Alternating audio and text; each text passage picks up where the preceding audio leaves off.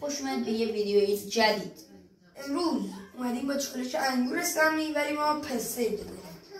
پسته سمی، پسته دامغان سمی. خب اول تو چشتو، من چشمو میبندم، تو انتخاب کن. من اینو انتخاب میکنم. من انتخاب کردم. باز کنم؟ وایسا. برو. من یکی دیگه انتخاب میکنم ولی اینطوری شد. من انتخاب کردی؟ انتخاب کردم.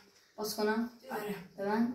خب من اینو انتخاب میکنم. این دوستان این. اوکی؟ باز کن. من با بردارم. سیف. سیف. سیف. سیف. You're dead. سریع 30 ثانیه‌ای باخت.